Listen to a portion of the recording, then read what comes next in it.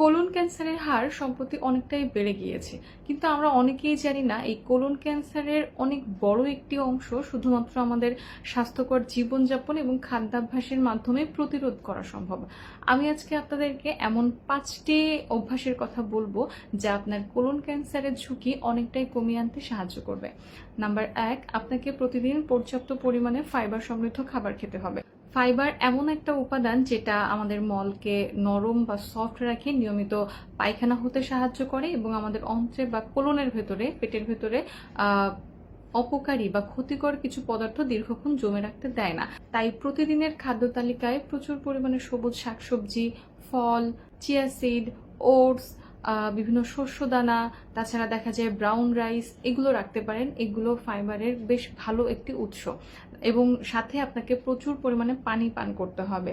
একজন পূর্ণবয়স্ক সুস্থ মানুষের দিনে অন্তত 2.5 থেকে 3 লিটার পানি পান করা অত্যন্ত প্রয়োজন। এতে আপনার বাউল হ্যাবিট ভালো থাকবে, অর্থাৎ পায়খানা ভালো হবে, কনস্টিপেশন কোষ্ঠকাঠিন্য হবে না। এতে কোলন ক্যান্সারের ঝুঁকি অনেকটাই কমে আসবে। নাম্বার 2, লাল মাংস এবং প্রসেসড মিট আপনাকে নিয়ন্ত্রণ করতে হবে।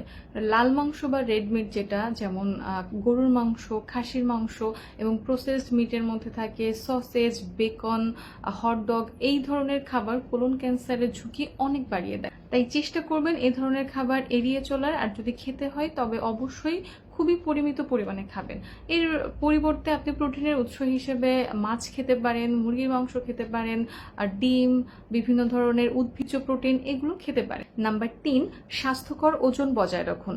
অতিরিক্ত ওজন, বিশেষ করে পেটের চর্বি, এটা কোলন ক্যান্সারের ঝুঁকি বাড়ানোর অন্যতম একটি কারণ। তাই অবশ্যই চেষ্টা করবেন আপনার উচ্চতা অনুযায়ী স্বাস্থ্যকর ওজন বজায় রাখা।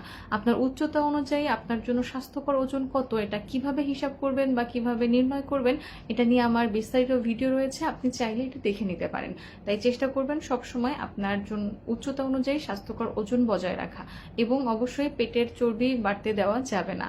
আরও একটা ইম্পর্টেন্ট কথা, সেটা হলো দীর্ঘ সময় একই পজিশনে বসে থাকা যাবে না। চেষ্টা করবেন অন্তত 40 মিনিট থেকে 1 ঘন্টা পর পর আপনার পোস্টার চেঞ্জ করতে, অর্থাৎ পজিশন চেঞ্জ করতে, কিছুক্ষণ হেঁটে আসতে। এই দীর্ঘ সময় একই পজিশনে বসে থাকাও অত্যন্ত ঝুঁকিপূর্ণ একটি অভ্যাস। নাম্বার 4, ধূমপান এবং অতিরিক্ত অ্যালকোহল থেকে দূরে থাকতে হবে। ধূমপান যে শুধুমাত্র আমাদের ফুসফুসের ক্ষতি করে বা ফুসফুসের ক্যান্সার তৈরি করে, ব্যাপারটা এমন নয়। কোলন ক্যান্সার সহ আরো বিভিন্ন ধরনের ক্যান্সার তৈরি করতে পারে। তাই অতিরিক্ত অ্যালকোহল এবং ধূমপান সেটা এখনই ছেড়ে দিন। নাম্বার 5, প্রতিদিন চেষ্টা করবেন 30 থেকে 40 মিনিট ব্যায়াম করতে বা হাঁটার অভ্যাস তৈরি করতে।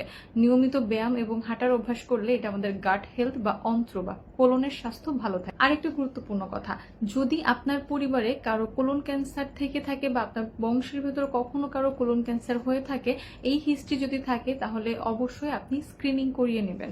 বা দেখা যায় আপনার যদি দীর্ঘদিন ধরে কনস্টিপেশন বা কোষ্ঠকাঠিন্যের সমস্যা থাকে, পায়খানার সাথে রক্ত যায়, অ্যানাল ফিশারের সমস্যা থাকে, বা দেখা যায় পায়খানার রং চেঞ্জ হয়ে যায়, কালো হতে থাকে, বা পায়খানা কিছুদিন পর পর চেঞ্জ হয়, ডায়রিয়া হয়, আবার কষা পায়খানা হয়ে যায়, এই ধরনের সমস্যা যদি আপনার দীর্ঘদিন ধরে চলতে থাকে, তাহলে অবশ্যই একজন চিকিৎসকের পরামর্শ অনুযায়ী স্ক্রিনিং করবেন।